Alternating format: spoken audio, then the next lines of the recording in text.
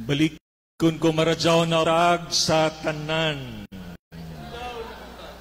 Murag luza gamay. Maradyaw na buntag sa tanan. Ay salamat sa Diyos. Paligpakigrit sa matagusag mayong buntag. O namalakpak ka mo.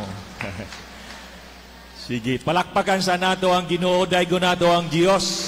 Salamat sa tanan.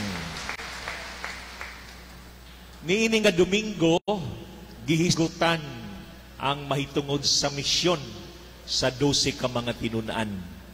Og siguro gana kung ato sab kini i-konektar diha ladna sa pagpangutana, kumusta man ang atong tagsa-tagsa sa kamisyon sa kinabuhi.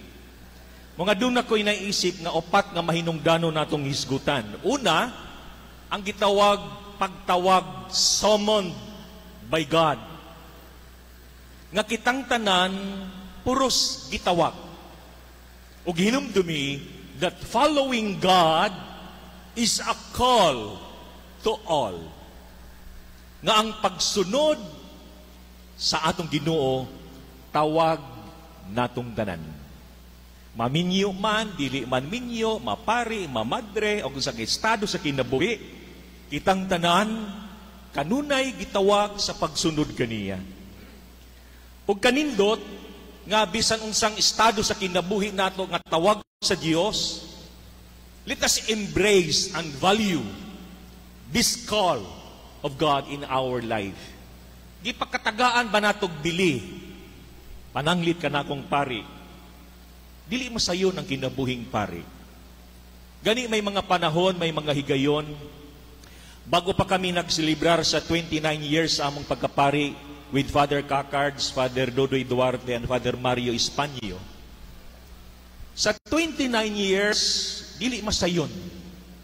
Dagay mga panahon, nga usahay, makahuna-huna ka nga di na lang mo padayon sa pagpari. Sunod tungod sa nagkalaing-laing mga hinungdan. Pero salamat sa grasya sa Diyos na nakalahutay gihapon hangtod karon. Parehas sa ninyong mga minyo. May mga panahon nga gusto na siguro kamo sa moingon nga magbuyag na kita. Pero salamat sa Diyos, nakalahutay gihapon kamo. Pwede palakpakan nato kini nga grasya sa matag usa. Value that call.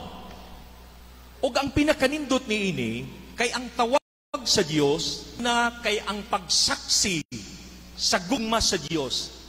To bear witness of this power of God's love and mercy in our lives. Uno man gid kini nga tawag, oy lain kundili ang pagsaksi nga ikaw og ako nakadawat niining gahom sa gugma ug kaluoy sa Dios. Sa dihang gipangutana ko, Padre, nganong nakalahutay manggihapon ka sa imong pagkapari nga gwapo ra ba ka, puriya gaba ra. Ingon ko, way lain rason nganong nakalahutay ko, gumikan sa gugma o kaluoy sa Dios. Kay kunwa pa maluoy ang Ginoo, hagbay ra ko. Kung wa pa sa maluoy ang Ginoo sa inyong pagkaminyo, hagbay ra mo. So, sige, ingnang imong bana, hagbay rata. Sige na. Dugay ra. Pero gumikan sa kaayo, kaluoy o gugmas Ginoo, nakalahutay ta. Amen. Ug mao niyang nindot, nga ato ning saksihan. Di ta maulaw kanunay pag-ingon, gumikan sa kaluoy sa Dios, ni asinso mi. Gumikan sa kaluoy sa Dios, gigrasyahan mi. Mao nang angay natong saksihan. Pero sahay ang tawag sa Dios, dunay ipahinumdom nga tulo ka nindot nga klase nga tubag. Our response must we have to respond God's call immediately. Ikaduha, joyfully. Ikatulo, totally. Kung sa tong tulo, adto, mga amnesyahon gini sila. Kung sa tong tulo, nga kung mutubag ta sa tawag sa Diyos, we have to respond immediately. Ikaduha, joyfully. Ikatulo, totally. nga diha-diha, manubag na ta. Ayaw mo pagulat nga ma-retire na mo, anak pa mo manirbisyo, kay kango-kango na mo. Kanabito ang mga maghangyo ang simbahan o collectors. Lisod man ang idara na nga magkulikta, kay bugat man ang sibot, kay sinsilyo man kasagaran ang isuyod. Di na makadaog. Dapat ligon pagtuhod, ligon pa ta, mga lagad na ta. Amen. Immediately. Ayaw pag-ingon na, kung mahuman padri ang akong mga anak, manirbisyo na gyud ko sa Ginoo. Uy, mahuman ang imong mga anak, pero dunay mga apo nagsunod. Dili mahuman ang atong obligasyon. Mao nga manubag dayon ta karon. Amen. Mga kaninyo nga maayo magbasa. Kay kining uban ra ba kusog manaway sa mga magbasahay. Uy, unsa man nga wrong man ang iyang di man correct ang iyang pronunciation, ang iyang diction. Kamu maayo man mo magbasa, ganong wa man mo man voluntaryo. Di ba? May gani ka na ilang voluntaryo bisan nagkalisod-lisod na intanog lingwahe dire. Immediately, joyfully, dapat mong mga lagad ta, malipayon ta. Nayuban mga alagad, bisan ka na mo mga pari, o bisan hinungdan ang uban mga tao, di isab ganahan manimba, kaya nga naman, kami siguro mga pari mo hinungdan sab. Kaya nga no, kung ang pari sige kasuko, sige pangasaba, kinsa may ganahan manimba, tinuod dili. Tanawa lagi, di yun mo ganahan manimba kung mga saba arang pari. Joyfully and totally give your best. Ikaduha, niini nga ibanghilyo karon, ang gitawag synodal. Nganong synodal? Kini nga verse nga atong basahon karon, kini basaha daw. Began to send them out 2 by 2. He instructed them to take nothing for the journey. Sa inyong panaw, ipadala ko ka mga tinagurha, o sa inyong panaw ay pagdala, ugunsa sa inyong panaw.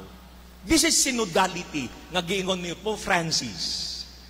Ngano man mo ingon ako, tungod kay ngano, dili kita pwede mag-inusara. Dapat may kaiban ta. Mga tinagurha ang pagpadala ni Jesus. Ang problema karon, nalimot kita that life is a journey, not a competition. Life is a grace, not a race. Ang problema karon, bisan kanado, ibis kay iban tas panaw, iban tas sa pamilya, nahimong kompetensya. Daghay magsuo, nahimong kompetensya. Ibis kay kaiban, nahimong kalaban. Imbis kay suporta, nahimong kompetensya. Gani ang usa ka toxic karon nga mentality, bisan kanato, bawal mahimo kang kwartahan.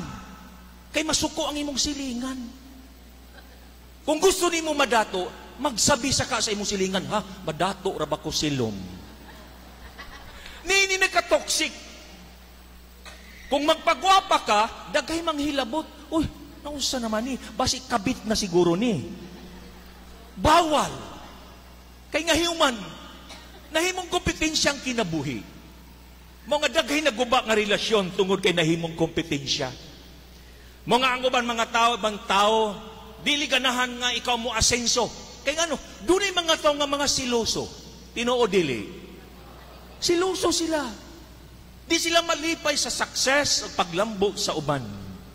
Pero mauni ang gitawag, tinagurha sa imong panaw. Life is a journey, not a competition. Life is a grace, not a race. Kanindot unta na sa tong panaw, ayaw kalimot. We journey together. Walang naiiwan at walang nalilimutan. Kalami lamang kung sa ato pamilya, bisan kanamo sa pamilya sa diocese, kanamong mga pari, there is synodality, kay nga naman, walang nalilimutan at walang naiiwan. Kini ang gipasabot ni Jesus nga panaw, nga tinagurha, nga may kaiban ka, nga hindi ka nag-iisa sa hirap at ginhawa. Synodality. Ikatulo, angay natong tanawon sa Ebanghelyo. Pagkanindot, kung maingon kita, nganong ningon si Jesus sa usa sa iyang mga instruction, ayaw paglalagpuntil ni kwarta ni ilisan, mangutana ta karon sa kinabuhi nato, are you self-sufficient? Or are you always depending on God? It's self-sufficiency or God-dependency. Kaya ang problema ra ba karon, ang tao sobra nakamasaligon sa iyang kaugalingon. Usay dili na mo tuo sa Dios. Usay wala na magkinahanglan sa Dios. Momingon ang uban, nganong musimba pa man ko nga may kwarta naman ko. Nganong musimba pa man ko, nganong manawag pa man ko Ginoo. That is self-sufficiency. Pero hinumdumi, palihugbasaha kini. Self-sufficiency is the enemy of salvation. If you are self-sufficient, you have no need of God. Muna pinakadelikado nga klase nga tao, nga wala na magkinahanglan o Ginoo. Pero kita karon, nasayod ko nganong nangimba kita, kay nagkinahanglan kita sa Dios. Amen. Nganong niya ka? Because we need God. Tungod kay kinahanglan nato ang Ginoo. Ug mao ni ang nindot nga siguro kining gitawag nga God dependency o sa kapahinumdom kanato, our complete trust and reliance on God. God's providence, not the provisions of the world, is the hospitality and generosity of people. Mao ni ang gipasabot ni ayaw ka mo pagdalag kwarta ni ilisan because I will provide. Salig ka mo sa kamanggihatagon sa mga tao, sa hospitality sa mga tao. Kabalo mo kaming mga pari, nabuhi mi gumikan sa inyong kaayo. Pwede ba mo palakpak ko para ninyo? Ayaw mo pagpalakpak. Di mo angay mo palakpak. Ako'y dapat mo palakpak ninyo. Kay ngano, nabuhi mi gumikan sa inyong kaayo. Tana di na mo na malimtan mga pari.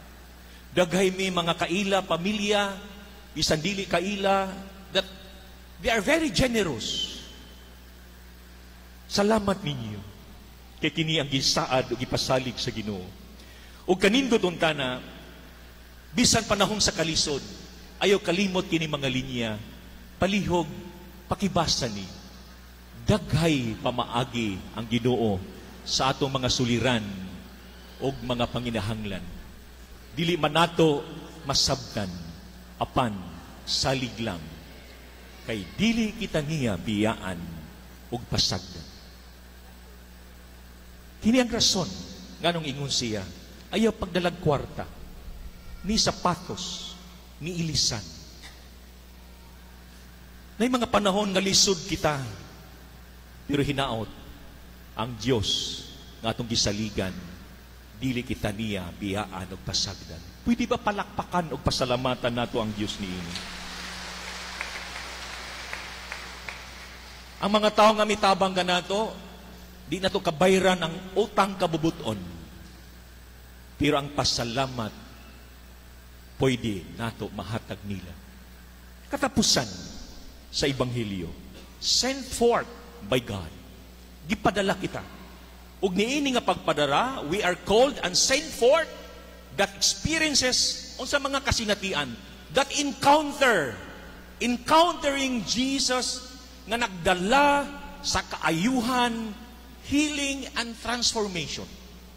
Ug mao naggingon sa Ebanghelyo, ang pag-ayo sa mga masakiton, ang pagbag-o sa kinabuhi, kana ang tawag o gipadala kita. Ug niini nga misyon, ayaw kalimot, sent on mission. Ang misyon nato, to bring others to Jesus and to bring Jesus to others.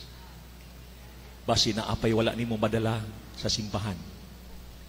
Gidala na nimo sa pinakalami nga kan-anan, pero wa pa nimo dalha sa simbahan.